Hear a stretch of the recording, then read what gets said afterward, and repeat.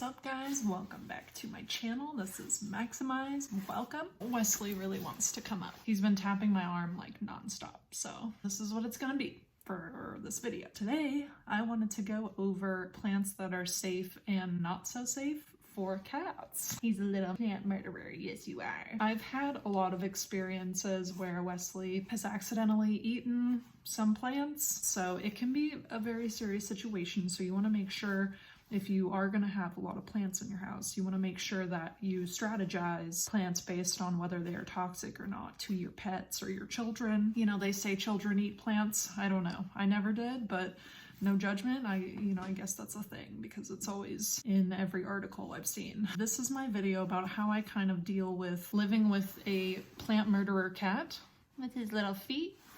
So first I'm going to go over plants that are toxic. One of the first ones is a peace lily. I ended up moving the plant on like a tiny little table that he had zero access to. So you want to make sure, like, when you are introducing a new plant, if they show any interest at all, you want to move it immediately to a location or hang it in a location where they cannot reach it. And cats are tricky. They figure out a way, so you need to be even trickier. You need to like get in their heads and be a cat for a second and be like, nah, he can't get there. So peace lily is very toxic. Monstera Deliciosas are also very toxic, and what's really annoying is like you can have a plant in your living room for a while and the cat will show no interest. So you're like, okay, it's probably fine. Like he hasn't nibbled on it in like an entire year and a half. And then one night the cat's feeling extra spicy and just starts eating the plant, and the next morning you wake up and half of the leaves are destroyed and his little teeth marks are in there. So that can be very dangerous. So I moved it to the bedroom immediately where he cannot, like, there's no possible situation where he can get to it. So that really limits my plant addiction. Monstera Deliciosa is very toxic. Another big popular one is the umbrella tree. Now this plant I knew from the jump is like very toxic to pets. Wesley has never had any opportunity to even be near the one that I have. It's on like a very spindly table right under the kitchen window in my house. So you really want to strategize, especially with the very, very toxic plants like the Monstera and the umbrella tree, and just make sure like there's not a chance they can get to it. Another one that is like really, really popular and one that I have too much of is the pothos. I know it's really heartbreaking that this one is very toxic, but the good thing about pothos is that you can hang it. I have all of my pothos hanging up where Wesley can never get to it whatsoever. That's one benefit to the pothos, is that can be like your one hanging plant that you have everywhere, and you don't have to worry about the cat or children getting into it whatsoever. Another one that I have is a jade plant, and this is a weird one because you think like, why would a cat ever like bite that anyway? The jade plant I always keep outside anyway because they tend to perform better. You know, the one time that I did have jade inside, Wesley showed no interest whatsoever, so I got lucky with that one. Another toxic plant that I have that I've really struggled with Wesley is my corn plant, or my Dracaena. Pretty much any Dracaena across the board, Dracaena, whatever, I don't know how to pronounce it, I'm sorry. But any Dracaena across the board is toxic. I've battled with him for so long because I moved it like 8 times. And, you know, for a while he showed no interest in it. And then he did show interest in it. And then I moved it on different stands because it's really big. It's like hard to find a location for it. And I didn't want to just throw it out because like, ugh, that's heartbreaking. So I finally moved it into my bedroom. And now I just have to close the door and like lock it and throw away the key. So Wesley can't like somehow get in there and destroy it. But anytime I accidentally leave the door open, like just even a crack in the bedroom, he senses it, immediately beelines for the bedroom. And then I walk in and I catch him just like batting the leaves. And I'm like, get away from the plant. You know, like, back off. So he really has a passion for the leafy, like corn plant looking things. Right, Wesley? He just jumped onto my lap. You're a crazy boy. See, I even start talking about the corn plant and he loses his mind. He's like, where is it? Show me where it is. I'm gonna jump on your lap. Because he knows exactly where it is, don't you? Yeah, you my little baby. Another plant that is toxic, unfortunately, is basically all philodendrons. So I have like a whole collection of philodendrons, but luckily, similar to the pothos and ivy, you can just hang it up.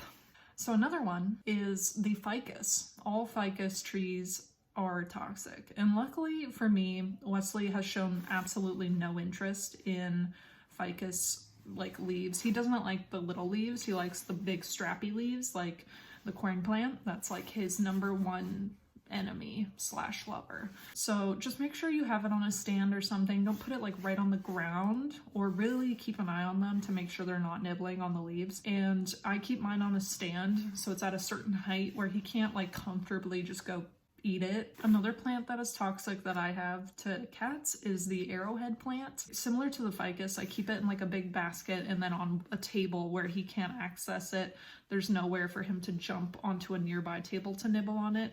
So again, it's all about strategy, guys, with the cats. So now I'll get into more of the non-toxic plants. It's like Wesley knows they're not toxic and he goes even harder at them, which is really funny. The #1 non-toxic plant that I really love is the spider plant, just because you can have it on the ground or, you know, anywhere where the cat can access it doesn't mean you should, okay? Because Wesley literally will eat that plant down to nothing. Like he's a cow. Like he literally turns into a grazing mammal. It's like, that's not food. Like, why are you eating the entire plant? Still need to be careful and strategize if necessary.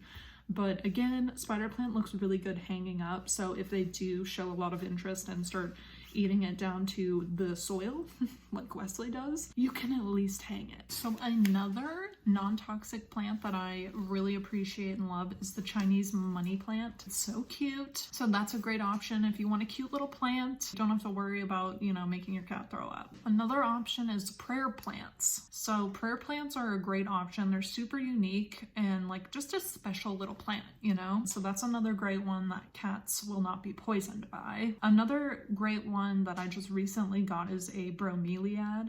So it looks very tropical. It's like a very tropical vibe, you know, jungle energy to it. It's a very unique plant, similar to the prayer plant. Luckily, Wesley has not shown any interest in it. It's very like, you know, structured plant, and cats tend to not be into structure. They like the crazy leafy kinds. Another 2 plants that have never failed me, and ones that Wesley has never chewed on ever, is orchids, which are great if you want a nice flower. You can get them anywhere. They're always sold at grocery stores. It's like the grocery store plant. I don't know why. Why do grocery stores always have 3,000 orchids and like nothing else? I always find that kind of interesting. Orchids and succulents are another great one. I think cats really understand what a succulent is because it doesn't look like a plant, really. I'm sure like in their brains they're just like, oh, that's a weird rock. You know, Wesley has never chewed on one. And I think in the leaves, it's mostly just water. So, you know, even if they do, I feel like it's really not a big deal. I'm testing these plants out on my own cat, so you know what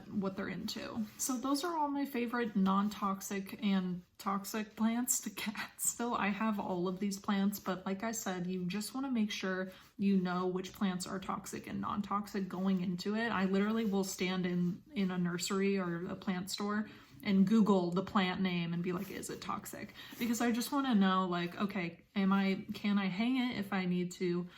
Is there a table available where Wesley can't access it? You know, you really want to plan ahead because you want to prevent any barfing. Like literally barfing is I hate cat barf more than anything. It's literally like the noise they make, the heaving, the smell. I can't, like, I literally, like, my eyes start watering with, like, disgust. We want to avoid that at all costs. So just be mindful of these things. And if your cat is very young and agile, then just only do non-toxic plants, because Wesley's just old and, like, he doesn't, like, put that much effort into it. Like, if you put it high up, he's like, whatever, you know, it's like, forget it.